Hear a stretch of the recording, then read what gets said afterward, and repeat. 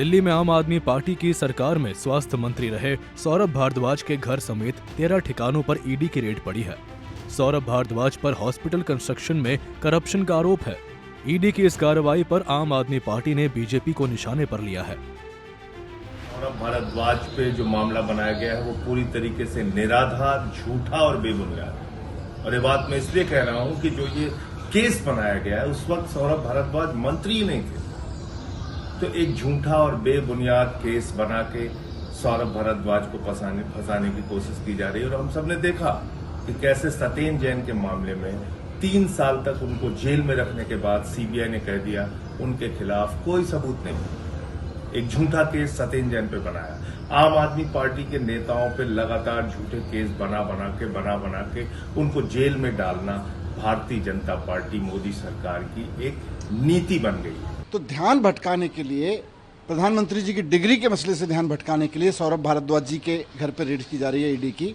और मजाक है, बच्चा भी हंसेगा इस बात को सुन के कि सौरभ भारद्वाज के घर जिस केस में रेड हो रही है वो उसके मंत्री बनने से पहले का केस बताया जा रहा है और रेड तब के लिए हो रही है जब वो मंत्री बना।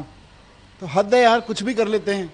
मतलब ध्यान भटकाना है, थोड़ा जवाब दे देते हैं, हाँ जी डिग्री के बारे में गलती हो गई हमसे, या डिग्री का सच ये है। यूनिवर्सिटी के लोग आके कह देते डिग्री पे बात नहीं करेंगे, फर्जी केस करेंगे। तो इनकी डिग्री भी फर्जी, इनके केस भी फर्जी।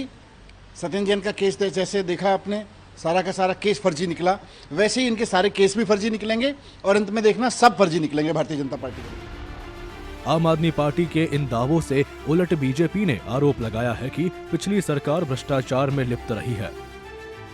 अरविंद केजरीवाल साहब, आपके यहाँ पे तो भ्रष्टाचार ही भ्रष्टाचार होता था। स्कूल के कमरों का मामला हो, चाहे वो लिकर का मामला हो, चाहे अब हॉस्पिटल का मामला हो, सिर्फ और सिर्फ भ्रष्टाचार है। आपको याद होगा भारतीय जनता पार्टी ने पहले इस मामले को उठाया था और बताया था कि किस प्रकार से हॉस्पिटल के कंस्ट्रक्शन के अंदर भारी धांधली हो रही है। ग्राउंड पर काम हो नहीं रहा और यहाँ पे बिल पर बिल पास होकर जाए जा रहे हैं। हॉस्पिटल तो बनने शुरू ही नहीं हुए लेकिन बिल की पेमेंट्स हो रही है। ऐसे बहुत सारा मामला इस हॉस्पिटल से रिलेटेड है। हजारों करोड़ रुपया 13 हॉस्पिटल्स के नाम के ऊपर कंस्ट्रक्शन में घोटाला किया, इक्विपमेंट्स खरीदने में घोटाला किया।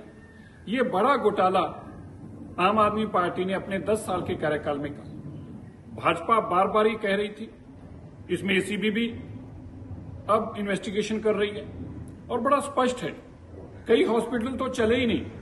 कई हॉस्पिटल्स के अंदर हजारों करोड़ के इक्विपमेंट्स लाके डंप कर दिए क्योंकि वो चलने लायक नहीं थे। और ये काम रुका नहीं अभी भी। अभी यही पार्टी पंजाब में जाकर इसी तरह से वहां पर भी चेहरा बदलकर लूटने का काम कर रही है।